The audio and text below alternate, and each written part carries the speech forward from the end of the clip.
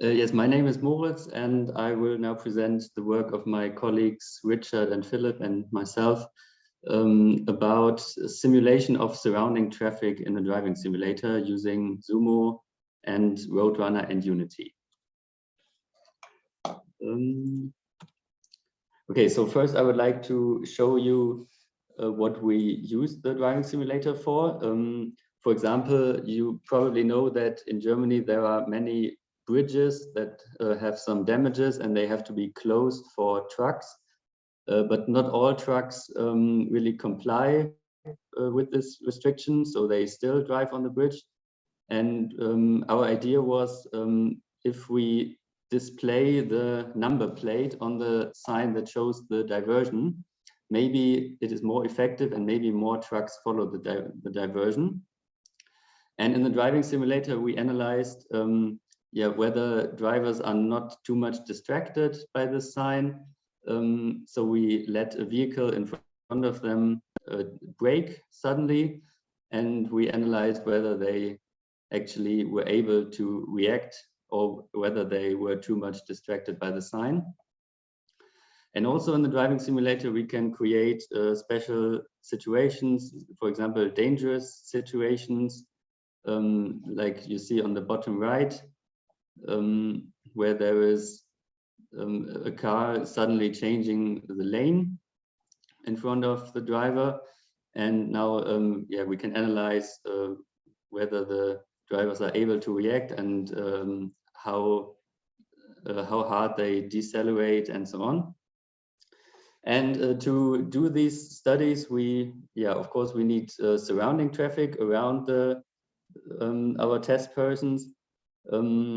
The first reason is, of course, because surrounding traffic makes driving more realistic. And the second reason is, as in these examples, we need to create special traffic situations. So we use Sumo to simulate the surrounding traffic, and we integrate this into our driving simulator. And now this presentation is about how we did this and what challenges we had to face. Okay. First there are some requirements for the driving simulator. The most important one is the psychological requirements. If our test persons drive in the simulator, they should forget that they are in a simulation. So it should feel like they are driving a real car.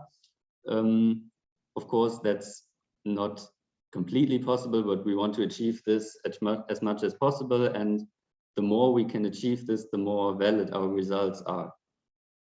And of course, the driving itself has to feel realistic, but also the surrounding traffic, the other vehicles should behave realistically, and also the environment should be realistic. So there should be some trees and houses and hills and so on.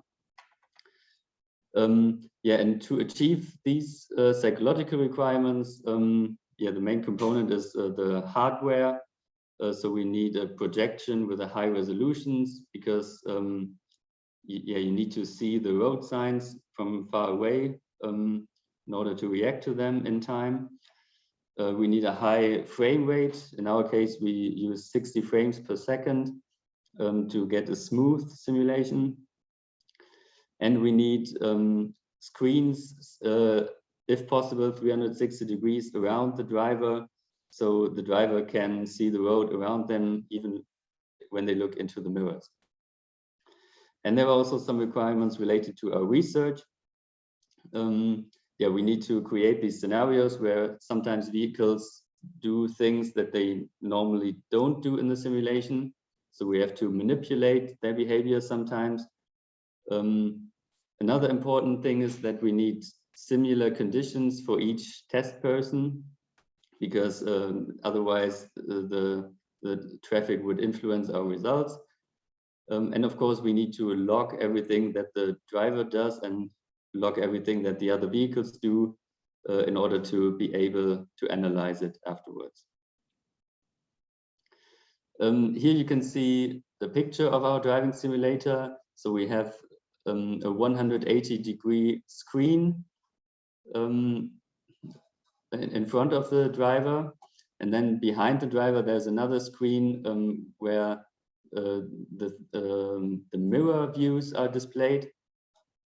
And then in the center there's this mock-up, which is an Ego Live vehicle, which is a small car producer, electric car producer from Aachen. And for the software we use, for the visualization, we use Unity. And for the traffic simulation, as I said, we use Sumo. And now I will show you how these softwares work together and how we create scenarios for the driving simulator. So yeah, if you create a scenario in Sumo, you probably use OpenStreetMap. That's the easiest way to create the road network. But for our purposes, that's not really detailed enough. And the more important disadvantage is that we didn't find any way to transfer the road network from Sumo to Unity, because we need an identical road network in Sumo and Unity in order to synchronize the two. So yeah, at least we didn't find any direct way. So yeah, we did some research and found a third software called RoadRunner. And in RoadRunner, we can build a road model in 3D, and we can export, we can make two exports. One is OpenDrive data format, which we can then import in Sumo. And the other one is an FBX data format, which we can import to Unity. So then we can achieve that we have an equivalent road model in Sumo and in Unity. And even if we don't use OpenStreetMap, we still need some input data to build the road model. And we used open geodata, in our case from the geo portal of North Rhine-Westphalia, but there were of course other geodata sources for other states and other countries as well. So now I will go through these components one by one in a little more detail. First, the geoportal. We obtained 3 different kinds of data from there. The first is a terrain scan, so a 3D model of the road, of the Earth surface, with a 1 meter resolution. And then also a LiDAR scan of the area and satellite images of the area, in order to know where the roads and the bridges and signs and everything are. And then this terrain scan is transformed into a height map in the GeoTIFF format, which you can see on the bottom right. And this can then be imported into RoadRunner, which is the next step. So RoadRunner is an editor for creating 3D scenes, mostly for testing automated driving, but for us it is also possible to create road models for the driving simulator. Yeah, it looks like this on the top right. You have then the satellite images and the LiDAR scans as a background, and then you can place the roads and the signs and everything else into this world. And then yeah, you can place there everything you need. And yeah, of course, this is a manual step, so it takes some time, but yeah, the results are really good, and we don't need that big road networks for our driving simulator, so it is okay to do this manually. And then this road model is projected onto the height map. So then we have not a 2D road anymore, but a 3D road model, and that we can export to OpenDrive for Sumo and to FBX for Unity. Now in Sumo, we basically do the same steps as with OpenStreetMap data. We import the Open Drive data to create the road network, but then we need to do some manual corrections, especially at junctions. And we also have to add everything that has not been modeled in RoadRunner, for example, lane restrictions. That's easier to do it directly in Sumo because it's not necessary to have it in Unity. Also, if there are traffic lights, then we have to create the signal plans in Sumo. And then, of course, we have to model the traffic demand, which is in our case not always real traffic data, because yeah, we need to create some specific scenarios. So, for example, sometimes we want congested traffic, then we have to increase the traffic demand. And sometimes we need an almost empty road, then of course we have to reduce the traffic demand. And it is really important that we have similar traffic conditions for every test person. Then in Unity, yeah, the visualization is done. Unity is a development platform usually for games, but yeah, somehow you can call our driving simulator also a game, although it's a serious game, of course. Yeah, there we also import the 3D model from RoadRunner, and then we have to integrate our driving simulator car into the scene.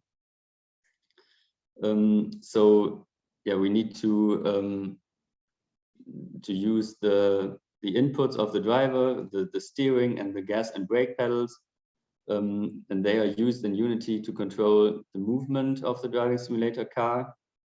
And then Unity displays the view of the driver on the screens. And now the other vehicles and Sumo come into play. So yeah, our test person has to react to the other vehicles, obviously. So the other vehicles have to be yeah, displayed in Unity. And the other way around, also the other vehicles have to react to the driving simulator car. So also the driving simulator car must be included in Sumo. So yeah, there are two directions of the synchronization, and we synchronize the positions between Sumo and Unity using TraCI. And we also use TraCI if we want to create specific traffic scenarios. For example, in the beginning, I showed you this scenario where there was a vehicle braking in front of the driver. Yeah, if we want to create this, we just use TraCI commands to change the speed of some vehicles. And then, yeah, we can achieve, we can get the scenario that we want.